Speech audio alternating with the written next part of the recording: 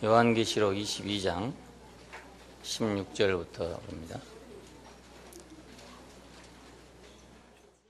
나 예수는 교회들을 위하여 내 사자를 보내어 이것들을 너에게 증거하게 하였노라. 나는 다윗의 뿌리요 자손이니 곧 광명한 새벽별을 하시더라. 20절에 보면 이것들을 증거하시니가 가라사대 내가 진실로 속히 오리라 하시거늘 아멘 주 예수여 오시옵소서. 그렇게 말했습니다. 오늘은 그 계시록에 나타난 인자에 대해서 말씀을 드리겠습니다.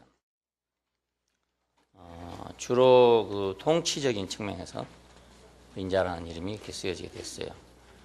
7 금등대 사이에 인자 같은 이가 다녔다. 여기서부터 계시록이 시작됐고 오늘 22장 16절에 있는 대로 이 계시록을 쓰게 한 이는 나 예수다 이렇게 말씀을 했어요. 그리고 요한은 다 쓰고 난 다음에 주 예수여 오시옵소서 그렇게 마쳤습니다. 그냥 결국 우리가 이 안에 보면 여러 가지가 많은 것 같고 뭐 천사들이 등장하고 뭐 하늘이 보이고 이런 많은 사건들이 있지만 그 중심은 예수라고 하는 걸 우리가 기억하기 위한 것입니다. 그 중심은 예수다. 그 인자라는 말이 어디서 왔는가? 그것은 처음에는 그 풀 같은 존재다, 이슬 같은 존재다. 이런 의미로서 사용이 됐어요. 왜냐하면 하나님에 비해서 인간은 풀 같고 이슬 같고 흙과 같은 그런 존재다. 이런 의미로 이제 인자라는 말이 사용이 되었습니다. 하나님은 인자가 아니시니까 후회가 없다. 이런 말을 할 때 그 인자는 사람은 후회가 많다. 이런 말이죠. 또 풀같이 될 인자를 두려워하느냐? 그 인생을 두려워하지 말아라 이런 뜻입니다. 왜냐하면 풀은 곧 마르니까 시들어지고 마니까. 그래서 시편 8편에는 인자가 무엇이완데 주께서 저를 사랑하시고 인자가 누구에게 저를 권고하십니까? 이런 말이 나왔죠. 그러니까 인자라는 말이 하나님에 비해서 그 인생, 피조물, 잠깐 있다가 없어질 그런 존재를 가르쳐 인자라고 이렇게 말했습니다. 사람의 아들. 근데 이제 에스겔서에 오면 하나님이 그 당신의 종을 부르실 때 인자야 이렇게 불렀단 말입니다. 에스겔을 부를 때 인자야 일어나서 내가 내게 말하리라. 일어나라 내가 내게 말하리라. 그래서 에스겔서에 보면 인자란 말이 계속 나옵니다. 물론 이 뜻도 같은 뜻이라고 할 수도 있습니다. 풀 같은 그런 인생, 하나님과 다른 그런 인생을 부르신 것인데, 그러나 여기는 이제 하나님이 사용하시는 의미에서 그렇게 사용이 됐죠.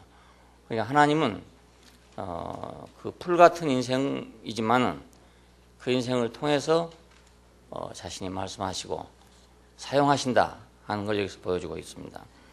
근데 결정적으로 이제 성경에서 특별히 이제 그 요한계시록에서 인자를 말할 때는 다니엘서 7장과 관계가 많이 됩니다.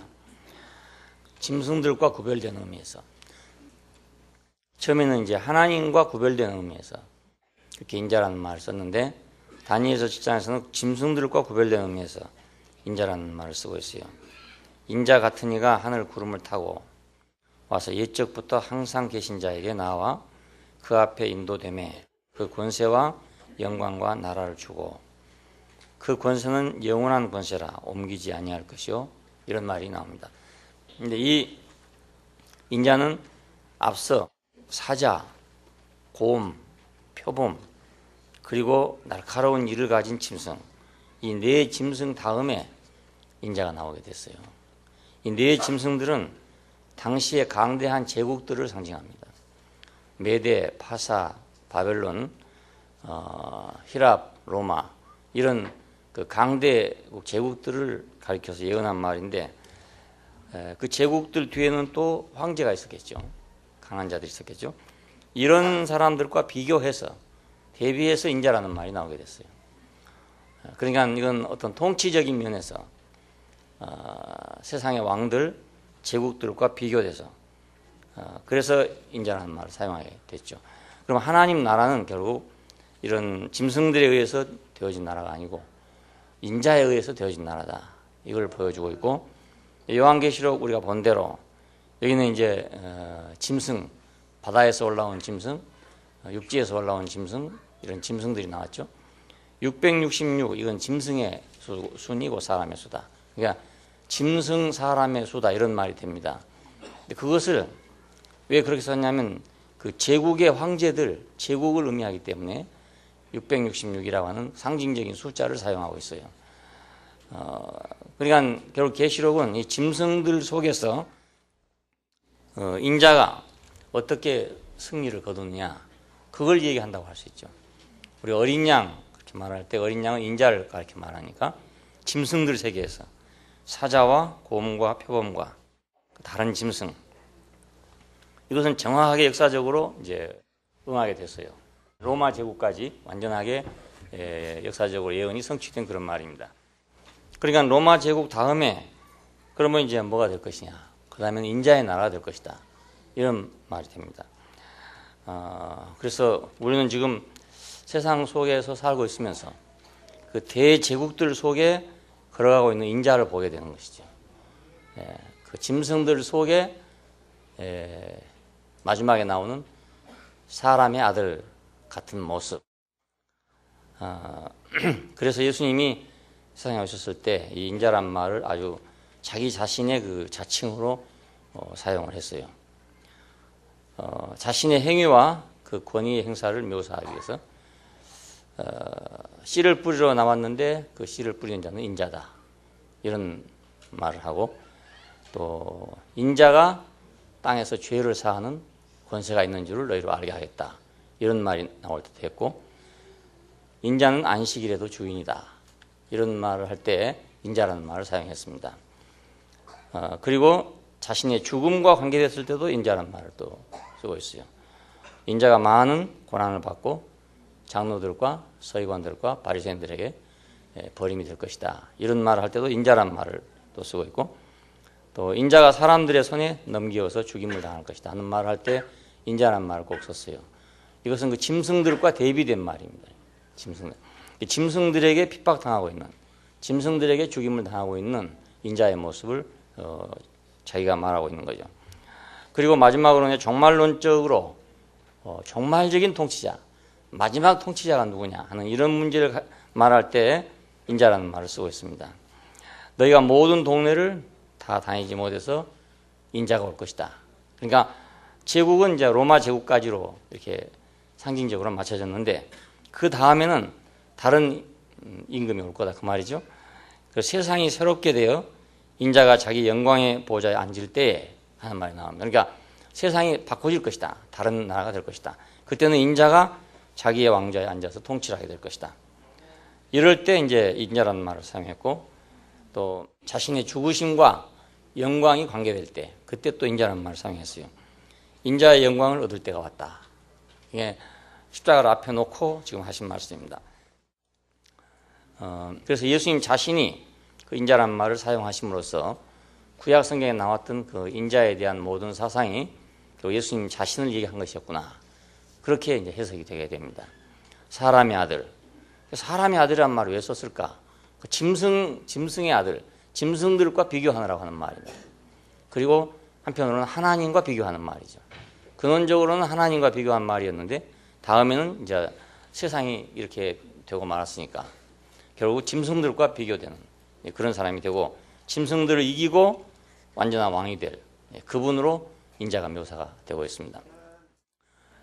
그냥 단순하게 사람이라 이런 뜻이 아닙니다. 그러니까 인자라고 사람이 그냥 번역하면 사람의 아들이란 말인데 모든 사람은 다 사람의 아들 아닙니까? 다 사람의 아들인데 그 모든 사람을 말한 게 아니고, 하나님 앞에서 초로와 같은 인생, 그리고 짐승들 앞에서, 제국들 앞에서 영원한 통치권을 가지실 분으로서 인자란 말입니다. 그러니까 이건 그리스도죠, 결국. 그리스도를 인자라고 말한다, 이렇게 볼 수 있습니다. 자, 계시록에 나오면 이제 이 인자가 여러 가지로 표현됐어요. 맨 처음에는 교회를 돌보시는 분으로 표현됐죠. 7 금등대를 보았는데 그 금등대 사이에 인자 같은 이가 이제 왕래를 하시더라. 그래서 교회는 결국 인자이신 그분에 의해서 사람의 아들이신 그분에 의해서 운행되고 있다 하는 걸 보여줍니다. 요즘 왜 이런 것을 우리가 깊이 인식하는 것이 필요하냐면 마치 교회는 무슨 하늘에서 무슨 영이 와가지고 돌아다니면서 움직인 걸로 그렇게 생각하기가 쉽단 말입니다. 그것이 아니고 교회는 그 일곱 금등대를 돌보시는 인자에 의해서 돌보아진다. 그것 때문에 이 말을 지금 하는 겁니다. 그 하늘에서 무슨 영이 내려와서 뭐 신이 내려와서 그 신들이 돌아다니는 것이 아니다 그 말입니다. 그건 인자에 의해서 움직여지는 것이다. 그리고 임봉한 책을 받아서 뗄 때도 어린 양이 나오잖아요. 갓 죽임을 당한 것 같더라. 그러니까 십자가에 못 박혀 죽인 그분이 바로 그 우주의 비밀을 가지고 있는 그 임봉한 책을 받아서 뗄 수 있는 자격을 가졌더라. 결국 사람이 뗀다는 말이거든요. 신이 떼는 게 아니고 천사가 떼는 게 아니고 결국 사람이 뗀다. 왜 이 책은 임봉해져 있느냐? 뗄 만한 사람이 없어서 임봉해진 거였습니다. 사람에 의해서 열려져야 되는데 열 사람이 없기 때문에 임봉해진 거죠. 왜 이스라엘이 애굽에서 400년을 있었느냐? 구원할 자가 없어서 그런 것이다. 이스라엘은 왜 망했느냐?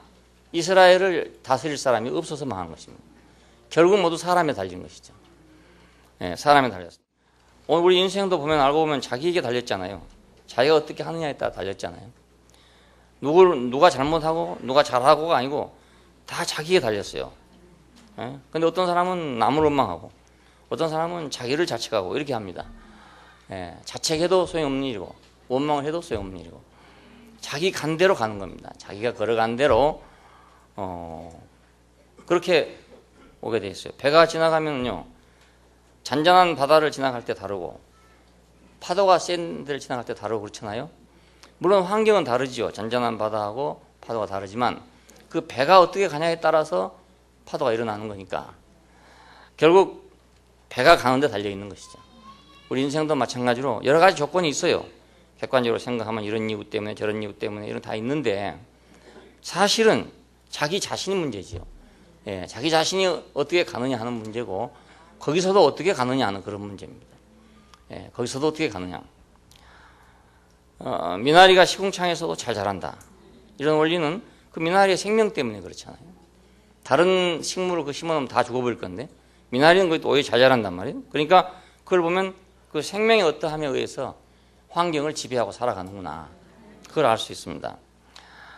누가 임봉한 책을 뗄 것이냐. 이 뗄 사람이 없어서 여태까지 기다리고 있었습니다. 내 십자가에 못 박혀 죽으신 그분에 의해서 비로소 열려졌단 말이니까 우리가 하나님의 모든 비밀, 우주의 모든 비밀은 뭔가에 의해서 감춰지고 쏘가 있는 거죠. 그게 왜 쏘가 있냐? 사람 자신이 자기 위치를 이탈해 있기 때문에 쏘가 있는 거란 말이에요. 누가 일부러 속여서 속은 것이 아니고 자기가 잘못된 자리에 있으니까 쏘가 있는 거다 이겁니다. 그러니까 어린 양의 위치로 돌아오면 십자가에 못 박힌 위치로 돌아오면 뭐 누가 속일 사람이 없으니까 사실대로 보여질 거 아니겠어요? 자, 그래서 어린 양이 책을 뗐다. 그렇게 말합니다. 오늘 우리도 마찬가지로 그러니까 하나님의 말씀을 듣는 것에 대해서도 생각해 보면 왜 안 들리다가 말씀이 들릴까? 들리는 것은 내 위치가 발견되면 들립니다. 내 위치가 돌아오면 들려요. 그런데 자기 위치를 이탈하면 안 들리는 거예요. 그러니 하나님의 모든 축복이 아무리 준비됐다 하더라도 내가 내 위치를 이탈하면 그건 축복이 아니고 반대로 저주가 될 수 있다. 좋은 것이 자기에게 나쁜 것이 되어버리거든요. 축복이 오히려 저주로 바꿔진다 이거예요. 그러니까 어린 양이 나와서 책을 뗄 때 바로 이것은 인자였습니다.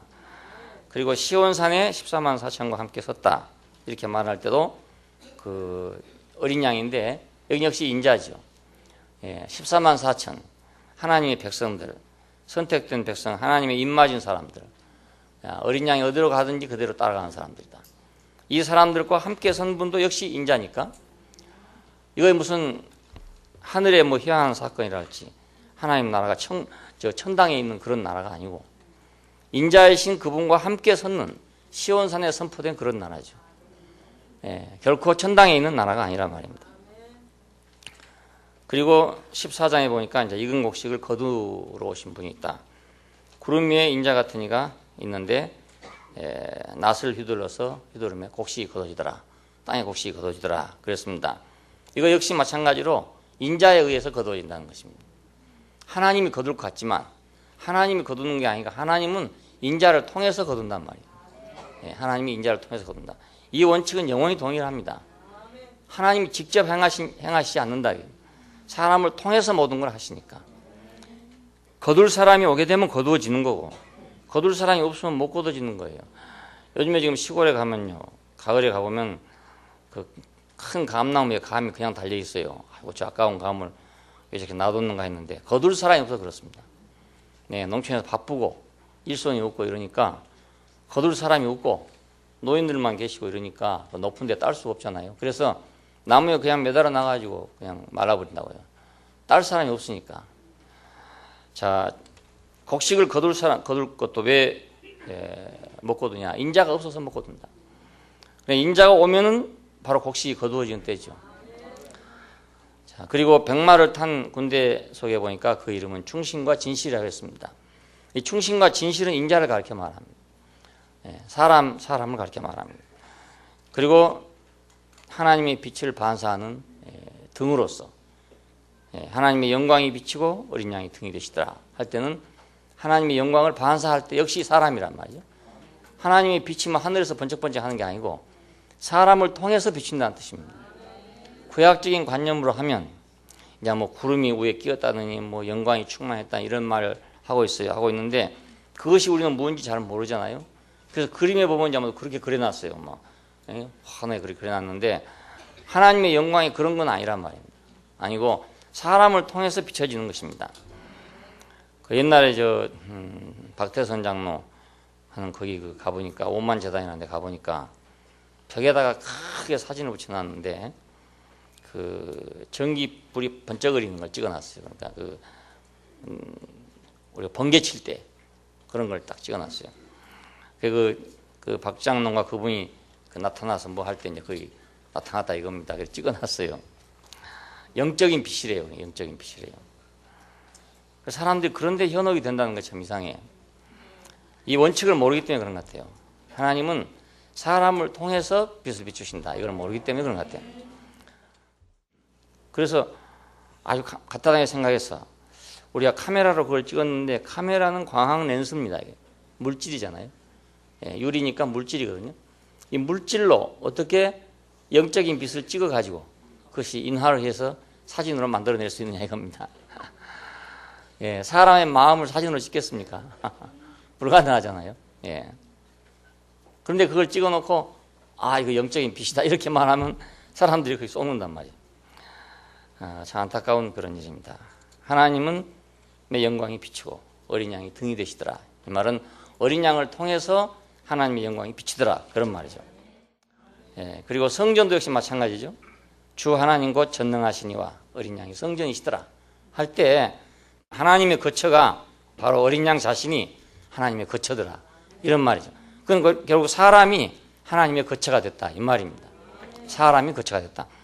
사람이 거처가 되기 전에 그렇게 되지 못하기 때문에 성전이라는 걸 지었단 말이에요. 그래서 사람이 거처가 되니까 성전은 폐허해지죠. 재앙이 없어지죠.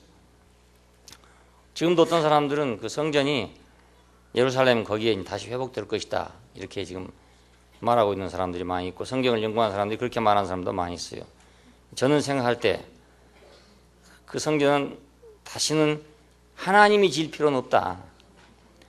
유태인들이 짓든지 기독교인이 짓든지 하면 몰라도 하나님이 그 성전을 지을 필요는 전혀 없다고 생각합니다. 왜냐하면 전능하시니와 어린 양이 성전이 되시는데 왜 성전을 또 짓고 있겠어요? 않겠어요? 이걸 모르니까 그런 생각을 하겠죠. 하나님 곧 전능하시니와 어린 양이 성전이십니다. 사람이 성전이 됐단 말입니다. 바울도 말했습니다. 너희가 하나님의 성전인 것과. 그럼 너희라는 말은 교회잖아요. 그 교회가 하나님의 성전이 됐는데 무슨 성전을 또 짓겠습니까? 예루살렘에다가 왜 성전을 또 짓겠습니까? 그건 아마 유태인들이 자기들 종교적인 이유로 짓겠죠. 아니면 기독교인들이 종교적인 이유로 그걸 지을지 모르죠. 하지만 절대로 하나님은 그것을 지으실 필요가 없습니다. 앞으로 역사적으로 그런 것이 생긴다 하더라도 봐라. 여기 성경이 지어지지 않냐 하는 사람이 있을지라도 현혹되지 말아야 된다. 그건 가짜에 불과하다. 가짜. 그리고 하나님의 행정의 집행자로서 인자가 등장합니다. 생명수의 강을 내게 보이니 하나님과 및 어린 양의 보좌로부터 흘러나서 길 가운데로 흐르더라. 이것도 역시 마찬가지로 하나님의 행정이 어떻게 이루어지냐. 하늘에서 그냥 이루어지는 게 아니고 하늘에서 명령하고 있는 게 아니고 어린 양을 통해서 흘러내리더라 그 말이거든요. 어린 양을 통해서 흘러내리더라. 그리고 아내인 교회를 얻는 신랑으로서 21장에 보면 이렇게 등장합니다. 교회를 얻는 아내라면 인자라야만 되죠. 인자가 아니고 어떻게 교회를 아내로 얻겠어요. 그리고 신부의 영으로서도 마찬가지죠. 그 영과 신부가 말씀하기를 했다고 해서 그가 귀신처럼 되리라고 생각해서는 안 된단 말입니다. 이 모든 말씀을 하고 난 다음에 사도 요한은 아멘 주 예수여 오시옵소서 그렇게 했습니다. 그러니까 막 하늘로 올라갔다가 땅으로 내려갔다가 이 사건이 많잖아요. 이게 요한계시록을 보면은 많았는데 맨 마지막에 가서 보니까 다시 주 예수여 오시옵소서 그런단 말입니다. 네. 그러니까 결코 주 예수가 아닌, 다시 말하면 인자가 아닌 다른 세계로 가는 게 아니고 이건 역시 인자의 세계로 오는 건데, 그러니까 결국 구약에서 시작된 이 하나님의 계시는 그 인격으로 귀결된다는 걸 볼 수 있어요. 한 인격으로 귀결된다. 예수라는 한 인격 안으로 귀결돼서 그 인격이 확산돼 가지고 그것이 교회가 되고 그것이 나라가 되고 그것이 새 예루살렘이 된다. 결코 뭐 하늘 저 공중 위에 어디가 나라가 세워진다든지 북극성 뒤에 무슨 공간이 있다든지 이런 허황한 생각을 해서는 안 된다 그 말입니다. 하나님은 사람을 지어가지고 그 사람으로 하여금 자기를 대신하게 하기를 원했고 그 사람으로 하여금 동산을 지키게 하기를 원했어요. 천사나 귀신이나 이런 걸 하려는 것도 아니고 북극성 뒤에다가 어떤 나라를 새로 만들어 놓으려고 한 것도 아니고 오직 그 사람으로 하여금 그 땅을 지키도록 하려고 했단 말입니다. 자, 하나님의 계획은 절대로 변경되지 않았습니다. 그때나 지금나 여전히 동일합니다. 어제나 오늘이나 영원히 동일하시다. 변하지 않냐고 한 것처럼 창세기 1장에 있는 계획이 요한계시록 마지막에 와서 전혀 변하지 않고 그대로 성취됐다는 걸 볼 수 있어요. 하나님은 절대로 자기의 계획을 변경하신 분이 아니었단 말입니다. 방법은 여러 가지가 있었지만 계획은 절대로 변경되지 않았다. 목표는 절대로 변경되지 않았다. 그래서 예수를 우리가 볼 때 한 어떤 기점을 이루는 사람이라고 할 수 있습니다.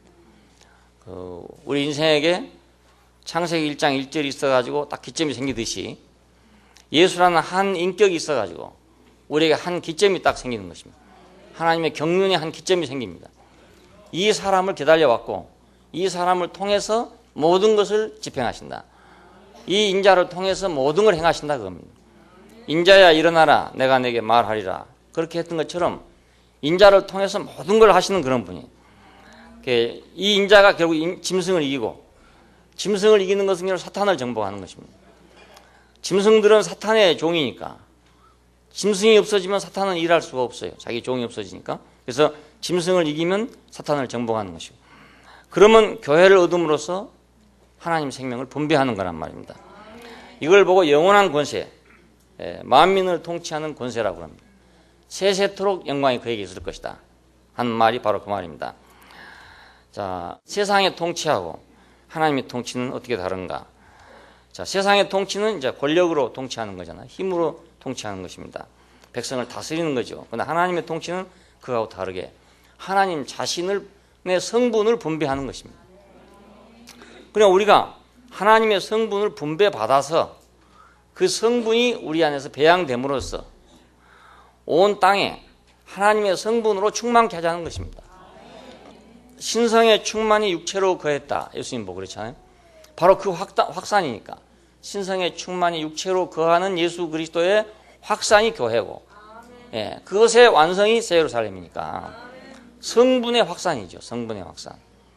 어떤 정치적인 그런 통치가 아니라 성분의 확산. 자, 밭에 가보면 어떤 풀이 하나 났는데 해마다 그것이 막 늘어나가지고 확 퍼지는 걸 보여야 돼요. 잔디밭에 넣으면 크로바가 어느새 그냥 확 퍼져가지고 온 잔디밭에 가만 놔두면 크로바가 다 덮어버리고 말아버립니다. 그것이 바로 크로바의 통치입니다. 예, 크로바는 무슨 행정을 하는 게 아니고 생명을 계속 번식시키는 건데 그것이 통치란 말이에요. 그래, 그것이 정복이고, 그렇죠? 그래, 가만 놔두면요, 잔디는 다 죽어버리고 크로바만 남습니다. 네, 잔디는 다 죽고. 그것이 잔디의 멸망이죠. 크로바는 잔디를 멸망시키고 자기의 왕국을 세우는 거라고. 네, 세상의 통치하고는 전혀 다르죠. 생명의 확산, 그것입니다. 생명의 확산. 자, 그런데 우리가 이제 세상에서 보면 아마 그렇게 캐토릭에서 해석한지도 모르겠어요. 이건 잘 모르겠는데, 메데 파사, 바벨론 메데 파사, 그리고 히랍 로마를 지나서 한 나라가 등장했습니다.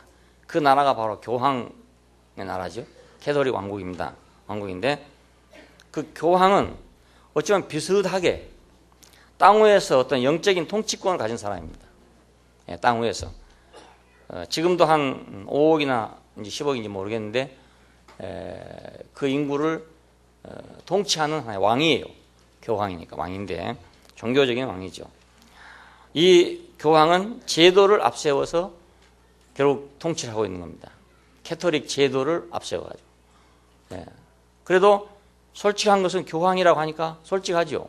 오히려 황제로서 단지 제도를 앞세워서 통치한다, 이것입니다. 그런데 개신교는 어떤가? 그러면 교리를 앞세워서 누가 통치하냐? 개신교 지도자들이 통치하잖아요. 신학자들이나 예를 들어 목사나 이런 사람들이 다 통치를 해요.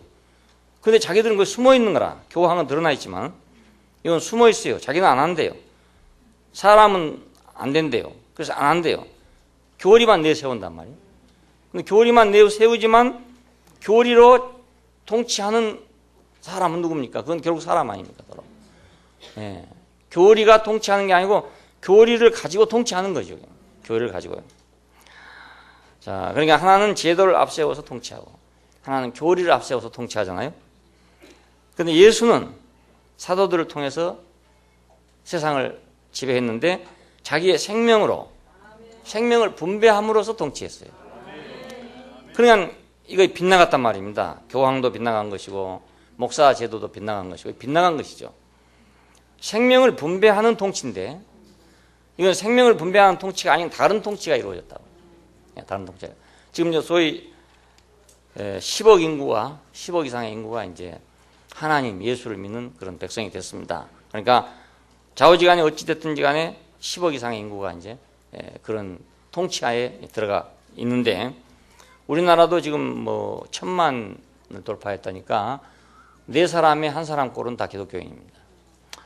이 사람들은 지금 개신교 사람들은 어디에 통치받는지 자기가 모르죠. 그냥 교리에 통치받고 있지만 그걸 모르고 있는 거죠.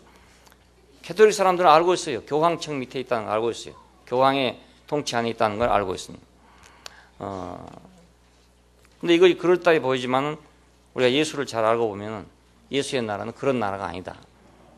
크로바처럼 생명을 확산하는 나라다. 그건 통치자가 따로 없어요. 그 생명이 통치예요. 생명의 분배가 통치예요. 그래서 그분은 영원한 생명의 분배자입니다. 자, 이 생명의 분배를 위해서 그분은 육신이 되시고, 그분은 죽으시고, 그분은 부활하시고, 그분은 그 영이 되신 것입니다. 그래서 그 영을 우리는 과정을 거친 영이라고 합니다. 이것은 생명을 분배하기 위한 그분의 형태를 의미하는, 생명을 분배하기 위한 그분의 형태. 예를 들어 육신을 가진 그분으로서는 그분 자신의 생명을 분배할 수 없잖아요. 그래서 죽으심을 통해서 우리 안으로 들어오시도록 우리와 연합되도록 하시고 하나님에 의해 다시 살리심을 받음으로써 우리를 다시 살려가지고 그분과 우리가 하나 되도록 해서 그분의 생명을 우리 안에 분배하시는 거라고요. 그냥 우리가 그의 죽으심에 참여한 자가 되면 그의 살으심에도 참여가 된 자가 된다 하는 말이 그 말입니다. 영원한 생명의 분배자입니다. 여기서 한 진실한 운명을 영광스럽고 영원한 운명을 분배하고 있는 겁니다. 이것이 이제 하나님 나라입니다. 그러니까 세상에 어떤 나라가 와도 이 생명의 분배가 아닌 어떤 것은 전부 가짜다 이렇게 생각하면 됩니다. 그건 다른 거다. 뭐 가짜라면 좀 미안하고 다른 거다, 다른 거다. 이거하고는 다른 거다, 질이 다른 거다. 예, 길이 다른 거다, 이거. 길이 다른 거. 예? 제도로 통치한다든지, 교리로 통치한다든지, 뭐 어떤 거로 통치한다든지, 그런 것은 다 다른 거다, 이거. 세상 방식이다, 이거. 방법이 세상 방식이고, 세상의 조건을 가지고 있는 것이고요. 예수의 통치는 분배하는 통치다. 자, 마지막에 보니까 수정같이 맑은 생명수의 강을 내게 보이니 하나님과 및 어린 양의 보좌로부터 나서 길 가운데로 흐르더라 그럽니다. 그 중심이 됐다 그겁니다. 그러니까 새하늘과 새 땅 안에 있는 새 예루살렘의 중심을 흐르고 있는 것은 하나님과 어린 양의 보좌로부터 흐르는 생명수였습니다. 그 생명수는 분배를 위한 것이었습니다. 그것이 흘러감으로써 이제 생명나무에서 열매가 열렸다 그렇게 되잖아요. 그러니까 그분은 단지 그냥 물이 흘러내리고 있었을 뿐이지 생명의 분배가 있었을 뿐이지 거기는 뭐 국무총리니 뭐 이런 게 없다 이 말입니다. 뭐 장관 이런 게 없다 이겁니다. 예. 그럴 필요가 없는 것이죠. 물만 흘러내려 보내면 나무는 제일 잘하는 거니까. 예. 그 미국 대륙을 횡단하면서 비행기를 타고 가다 보니까 미국이 좋은 땅이라 하지만 한 중심부는 전부 다 사막이에요. 벌건 사막인데 그 높이 떠서 보는데 줄줄이 이렇게 뭐가 나무가 서 있는 데가 있어요. 그건 물이 흐르는 곳입니다. 유일하게 거기만 나무가 쫙 서 있습니다. 그러니까 물이 흘러가면 나무가 사는 거예요. 물이 흘러가면 나무. 거기는 뭐 왕도 없고 황제도 없고 교황도 없고 아무도 없어요. 예, 목사도 없고 총회도 없고 뭐 교단도 없고 아무것도 없어요. 뭐 이 교리가 옳으냐 저 교리가 옳으냐 그렇게 할 사람도 없고요. 단지 물이 흐르니까 나무가 자라고 있는 것뿐이라. 예. 하나님 나라가 그렇잖아요. 단지 물이 흐르고 있으니까 거기서 생명이 자라는 거예요. 예. 그것이 참 교회예요. 그러니까 참 교회예요. 참 신기한 나라입니다. 이 나라는 정말 신기한 나라입니다. 원래는 이런 나라가 하나님 나라였는데 사람이 타락함으로 인해 가지고 제도도 만들고 교리도 만들고 뭣도 만들고 이래 가지고 그걸로 이제 지배를 하는 거죠. 통치라고 지배를 하고 있는 거라고. 자기들은 그렇게 된다고 생각하고 있지 않아요. 세상이 다 그러니까 그 속에서 당연하다고 생각하고 세상보다 조금 잘하면 된다고 생각하고 있습니다. 그래서 사실 잘하지도 못해요. 잘하지도 못하지만 세상보다 좀 좋은 목적을 가지고 하면 된다. 이렇게만 생각하고 있어요. 그럼 아무리 좋은 목적을 가지고 세상보다 월등한 방법을 잘한다 해도 그건 하나님 나라하고는 다르다 그것입니다. 예, 하나님 나라는 사람의 힘으로 그렇게 만들어 놓은 나라가 아니고 물이 흐르는 하나님과 어린 양이 하나가 되니까 생명의 물이 흐르더라 이것입니다. 예, 몸과 마음이 하나가 되면은 물이 흐르는 거죠. 생명의 물이 흐르는 거잖아요. 마찬가지로 하나님과 사람이 하나가 되니까 은혜의 강물이 흐르더라 이겁니다. 흐르니까 나무가 자라더라 이거죠. 나무가 자라니까 따먹고 배가 안 고프더라 이겁니다. 예. 거기는 뭐 다른 것이 아무것도 필요하지 않죠. 오직 그 보좌가 있어가지고 보좌로부터 흐름이 있는 것만 필요하지. 그 외에는 어떤 것도 필요치 않아요. 우리는 여기서 우리 교회의 이상, 우리 교회의 앞날을 우리가 분명하게 이제 가지고 있어야 합니다.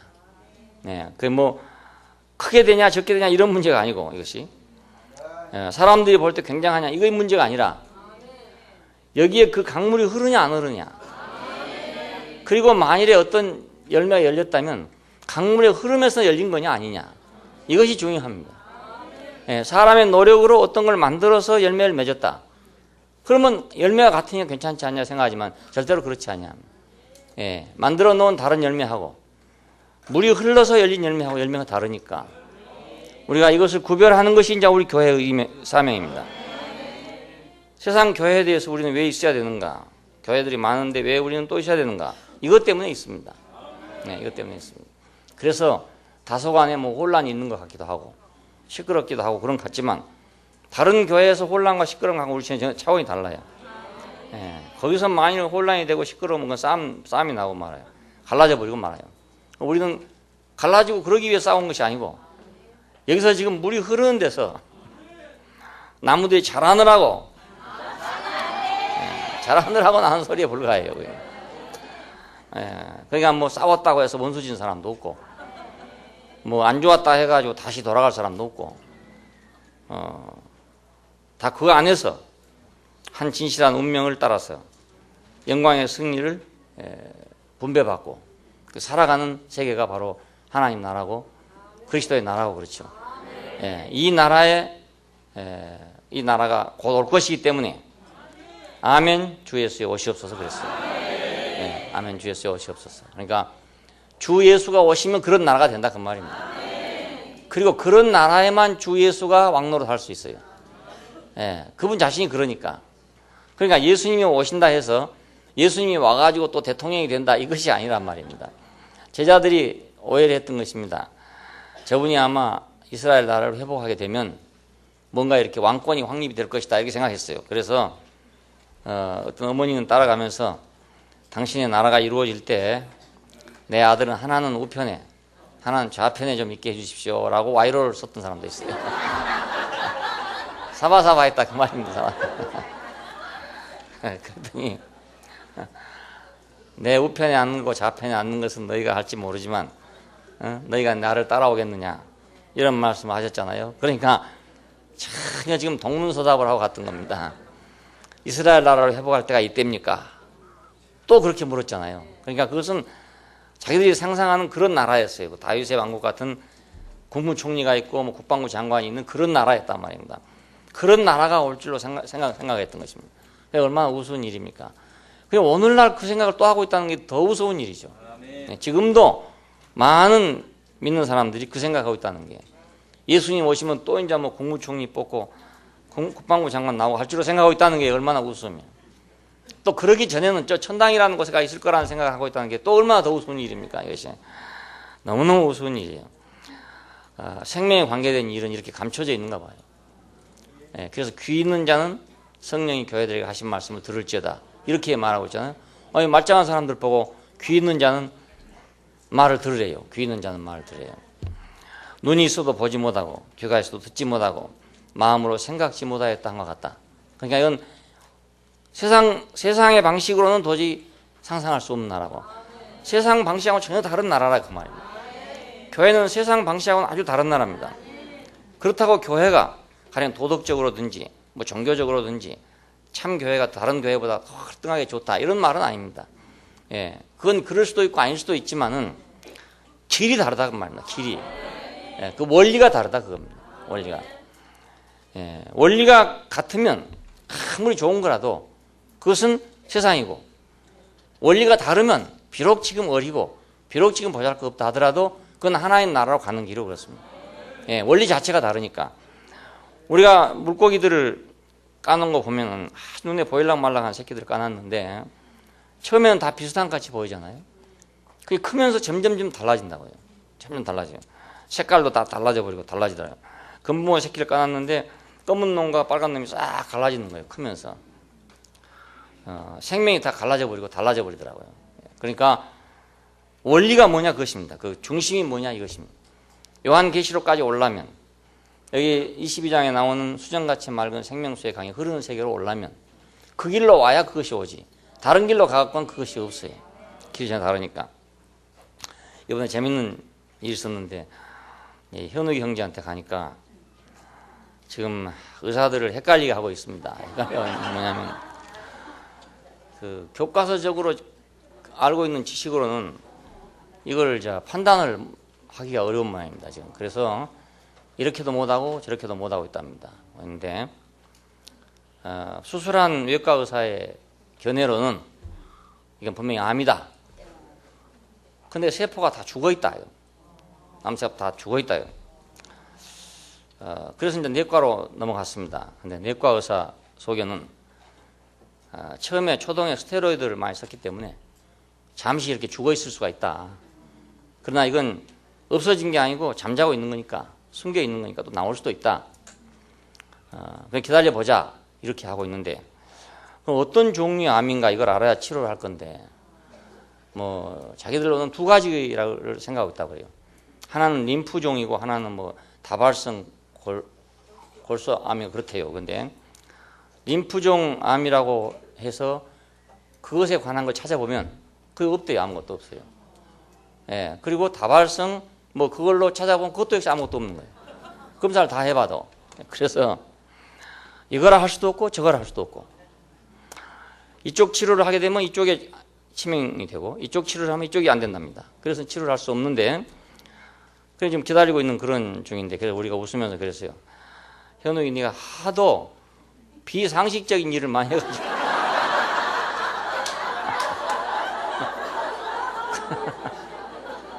교과서에 없는 일을 해가지고 그래서 병도 비교과서적인 병이야. 예, 생식 한다고 한참 동안 했죠.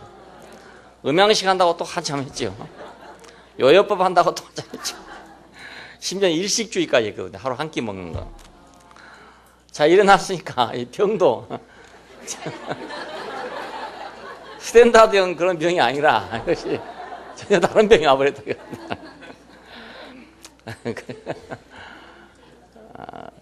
길이 달라서 그렇게 됐다 이겁니다. 우리가 길을 어디로 두냐에 따라 가지고 이 마지막 코스까지 올 수 있는지 없는지가 결정이 됩니다. 예, 그 안에서 사람들은 이렇게 하느냐 저렇게 하느냐만 생각하지 길이 어딘가를 생각하지 않는다고요. 가장 중요한 것은 길입니다. 완행열차를 타고 가더라도 부산을 가려면은 경부선을 타야죠. 비둘기호를 타더라도 그러면 15시간을 걸리더라도 부산에 도착합니다. 그런데 KTX를 타고 아니면 새마을호를 타고 호남선 타고 있으면 목포로 갈 거 아니겠습니까? 그렇지? 아무리 빨리 간다 하더라도요. 그러니까 길이 중요한데 사람들은 어떻게 할 것이냐만 늘 생각하고 있단 말이에요. 그래서 아담아 네가 어디 있느냐고 하나님 물었습니다. 그런데 사람들은 항상 내가 무엇을 어떻게 하고 있다는 대답을 계속하고 있단 말이에요. 지금도 그렇게 하고 있어요. 그래서 캐토릭은 캐토릭대로 참 좋은 제도와 좋은 방법을 가지고 열심히 하고 있는 거죠. 예, 열심히 하고 있어요. 그 사람들 하는 걸 보면 정말 완벽하게 해요. 모든 일 다 완벽합니다. 신부가 되려면 땅바닥에 엎드려서 완전히 납작하게 엎드려져 가지고 서약을 하고 서원을 하고 신부가 되지 않습니까? 그래서 절대 복종하는, 어떤 경우에도 교황의 명령에 절대 복종하였습니다. 근데 그것이 바로 하나님의 명령에 복종하겠다는 그 뜻이거든요. 그런 마음을 가지고 그 사람들이 쓰게 되니까 일을 얼마나 잘하겠습니까? 잘해요. 개신교보다 훨씬 일을 잘해요. 더 완벽하게 잘해요. 근데 완벽하게 잘한다고 되는 게 아니다 이겁니다. 길이 다르다. 길이 다르다. 개신교 역시 마찬가지입니다. 완벽한 교리를 만들려고 어떻게든지 성경에 조금 더 안 틀어진 교리를 만들려고 얼마나 노력을 했습니까? 그렇게 만들어 놨는데도 또 여호와의 증인이 나와가지고 틀렸다고 지금 공개하고 다녀요. 그 뭐 개신교에서는 몇백 년 동안 그래도 뭐 연구하고 토론하고 뭐 이래가지고 결론을 얻어놨다고 자기들대로 삼위일체 이라면 삼위일체 교리를 이제 완성을 해놓은 거예요. 그럼 하루 이틀에 된 거 아니고 한두 사람이 만든 게 아니라 몇백 년의 시간을 걸쳐가지고 토론하고 연구하고 그래서 결론을 얻어서 만들어 놓은 건데 여호와의 증인에서는 그거 틀렸다고 그냥 공격하고 다닙니다. 그러니까 이게 그냥 끝이 없는 거죠. 뭐. 끝이 없는 거죠. 이론이니까. 어느 교리가 맞냐 여기에만 초점을 지금 맞추고 있으니까. 그래서 와서 얘기하면 이 사람들은 계속 그걸 내놓고 이제 얘기 따지는 겁니다. 토론을 하자 이겁니다. 토론하자. 그 토론에서 이기면 그것이 바로 승리라고 생각하는 거예요. 예, 토론에 이겨도 그게 승리가 아닌데 그걸 승리라고 생각한단 말입니다. 그 길에서는 그렇죠. 그 길에서는 그 교리에서 더 성서적이고 더 성서에 가까운 그 사람이 이기겠죠.